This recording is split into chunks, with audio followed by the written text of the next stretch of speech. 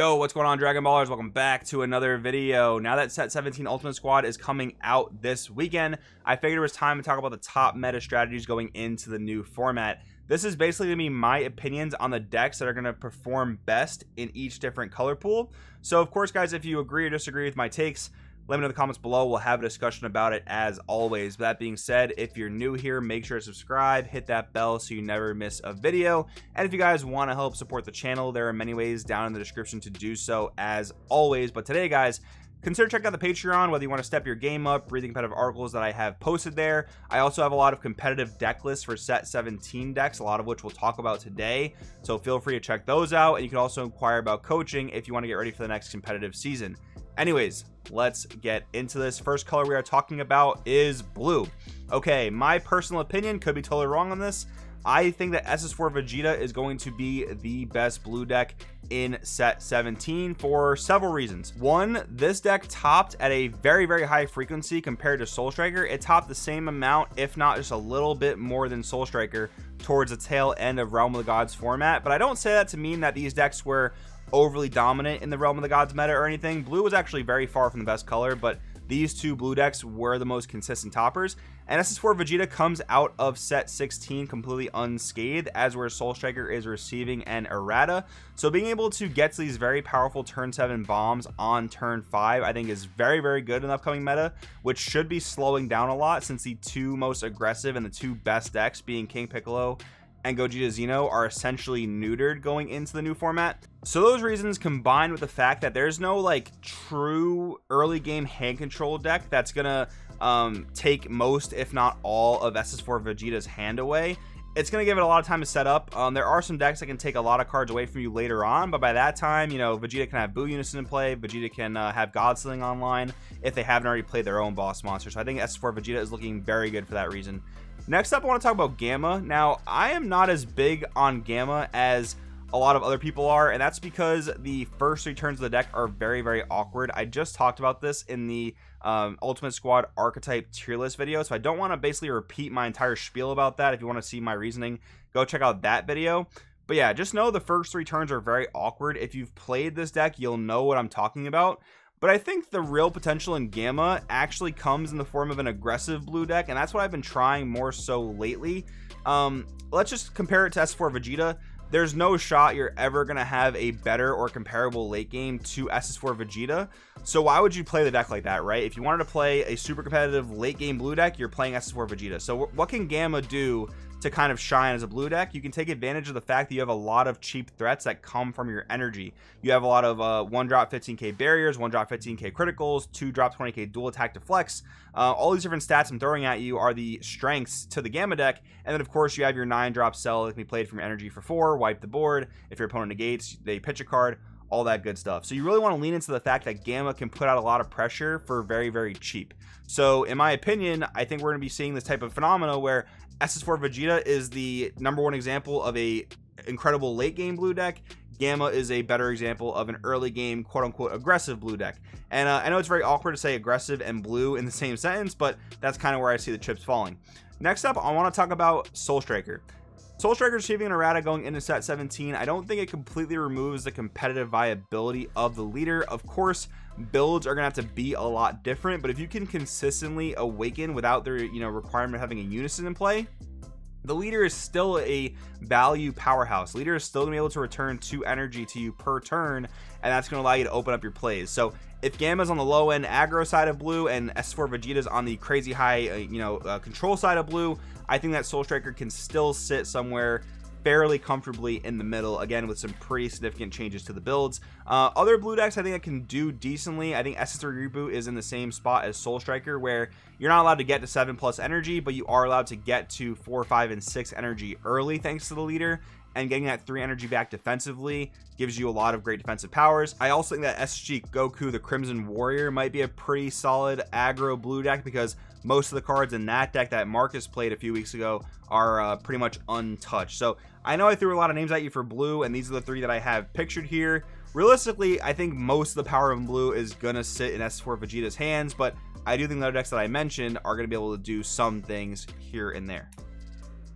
Next up, I want to talk about red. So got to keep in mind, King Piccolo pretty much completely neutered going into set 17. But the other most popular red deck, which I think was the third most popular deck of last format overall underneath King Piccolo and Gogeta Xeno, is U7 Goku. This deck goes into set 17 completely unscathed, especially if you played the 3-drop Unison version, but the 2-drop Unison version is not even all that impacted because you can replace your copies of Piccolo Jr. with the 2-drop Mass Saiyan Red Unison. But anyways, yeah, I mean, U7 Goku, it's going to do the same exact thing that it did. It was very popular last format, so there's really no reason for U7 players to move on to a new deck because their deck is pretty much untouched. So I expect it to still be very, very popular and do very well in set 17. Next up is GT, a newcomer out of Ultimate Squad. Again, there's like an aggro power vacuum out there now that the 2 best aggro decks are pretty much eliminated from the game. So I expect GT to come in and kind of fill that role. It's not as free as King Piccolo was, obviously. I mean, all the cards in the deck for the most part cost you energy, but it's a bit more of an aggressive red deck when compared to U7 Goku. So I expect it to come in and attempt to fill that aggro role that King Piccolo is kind of leaving, and I expect to do a very good job of it. I mean, all your threats are 1-drops. Your boss monster is a 3-drop that can also be played for free if you ever make it to turn 5. So yeah, the deck is going to hit a little bit harder than U7 Goku, but U7 Goku I expect to sit more in like that red mid-range realm.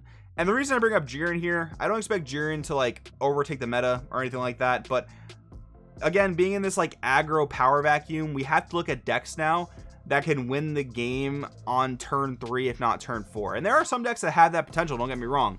The meta is theoretically going to slow down quite a bit because of the hits to King Piccolo and Gogeta Xeno, but that doesn't mean we can't find other very aggressive decks that are kind of like hidden gems in the meta. Jiren could be one of those. The deck still has a fair amount of free play. The deck is able to go into big 15 and 19k battle cards for free a lot of the time, and the new Jiren tournament pack is going to help you set up your game plan a little bit earlier, getting a 1-drop Jiren and a Unison in play. So just an idea. Again, I don't expect Jiren to hold the weight of GT or U7 Goku, but it's just an idea that I had that I wanted to kind of bring up if you're looking for a new aggressive deck to play, because I don't think aggro is going to be dead going into the next meta, but it's definitely not going to be it's not going to have the limelight on it, but that could all change if we find the aggro decks to play and combat some of these slower mid-rangey decks. Next up we have yellow. Okay, so I talked about this a lot in that same archetype tier list video where I compared Piccolo and Yardrat Goku to Trunks and Sin. I don't think either of these new decks are better than Trunks or Sin, but I think that all these decks are going to be very, very good. Yellow was very good last format, and it ended up a lot better than it started at the end of Realm of the Gods. We had Trunks taking its first regional W at the end of Realm of the Gods format, and that remained to be a very popular deck. I don't expect that to change in any way, shape, or form. Sin is a deck that you can at least expect 1 copy of to top pretty much every single event. That's what happened last format. I don't expect that to change either. But going into Piccolo and Yardrat Goku, Piccolo is very similar to Trunks in that it establishes barrier threats that tax the opponent, but Piccolos are more expensive to actually play, and if your opponent answers your barrier threats, which I totally expect a lot of people to side barrier hate for Trunks Vegeta at the very least, and that also indirectly hits you as a Piccolo player. So if your barrier cards get answered, you're gonna have a lot harder of a time going back into your battle cards, reestablishing a board, than Trunks is gonna have, just because of purely how much the cards cost to play, right? So that's a big problem for Piccolo in my opinion. Yardrat Goku, I still think it's a very clunky deck.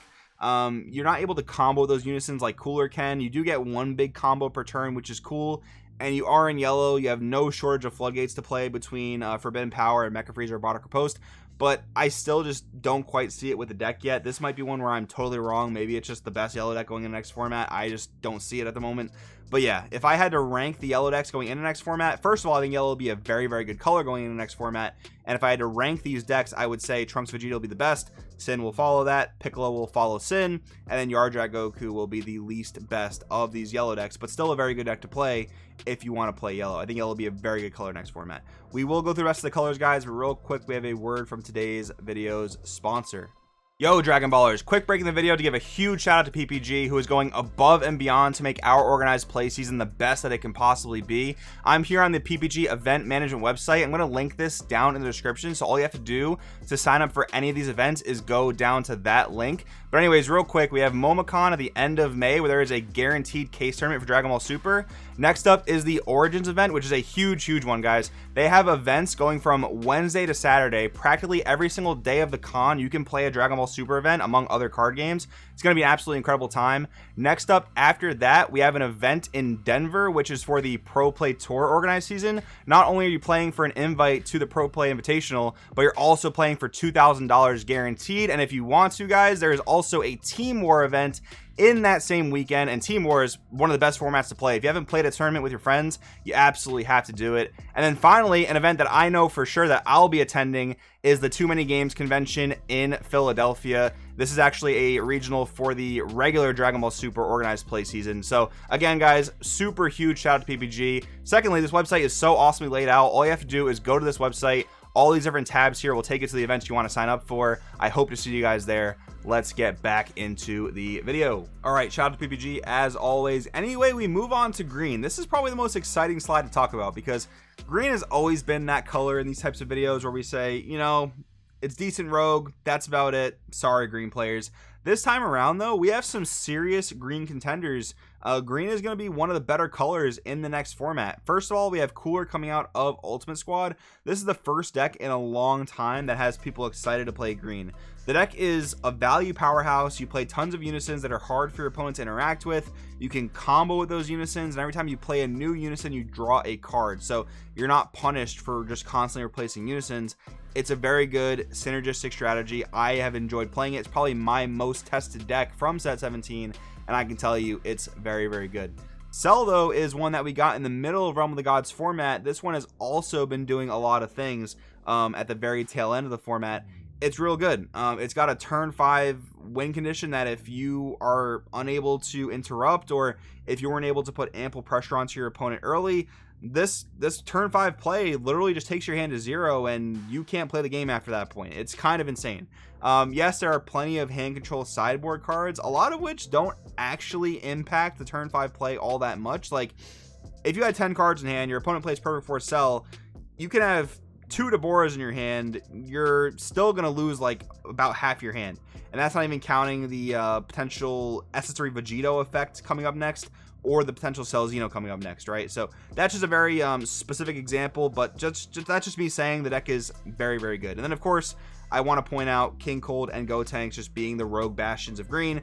These are the 2 decks that pretty much held the color on their backs for most of the Unison Warrior blocks, so I don't want you guys to forget about them. They'll still be good. You still want to know how to play against them because people will play them. There are die-hard fans for these decks. You're going to want to be prepared for them. Anyways, moving along, we have some multicolor decks to talk about.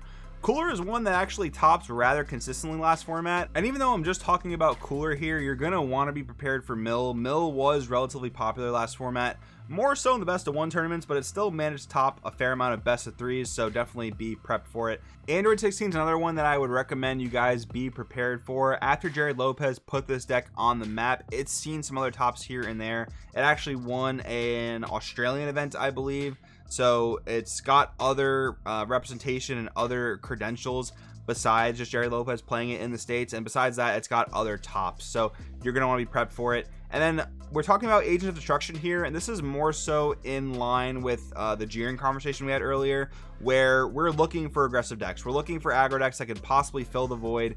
This might be one of them, just a ton of 1-drop 15k battle cards. The leader offers you free play, which, you know, as we get more and more ban lists, more and more free play is being addressed in the game. So this is one of the leaders that still has that ability. It's going to be one you're going to want to explore if you kind of, you know, miss aggro going into this next format. And the last color we're talking about today, guys, is black. The reason I left this color for last is because, honestly, I'm at a loss here. I am not sure how black is going to fit into the upcoming meta because of the hit to Gogeta Xeno. I've talked about Toa before. I think Toa is very good, but it does have its own slew of problems, mainly being consistency. If you don't see your unison by turn 3, imagine like if you were a Soul Striker player, you didn't see your unison by 3, and you were like, oh, that's kind of annoying, but I can still play the game.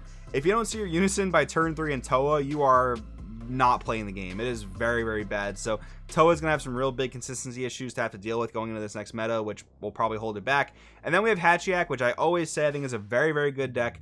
There are a lot of decks that go wide with battle cards right now, and it seems like that won't really change too much going into next format. I guess with the loss of King Piccolo, that's one deck, but it's still going to be a popular strategy. But people just don't play Hatch. It's not very fun to play. It's very, very slow paced. You got to be a real hardcore control player to want to play this. So without a clear-cut Bastion for black, I'm just not sure. Black could be the worst color going into next format. That's a hot take, but I'm willing to kind of accept that opinion right now. But yeah, I'll be honest, this one's got me stumped. So if you have an opinion on what black decks will perform best next format, let me know down in the comments. That is pretty much going to wrap up today's video though, guys. Let me know anything you're thinking about this down in the comments, and I'll see you guys in the next video.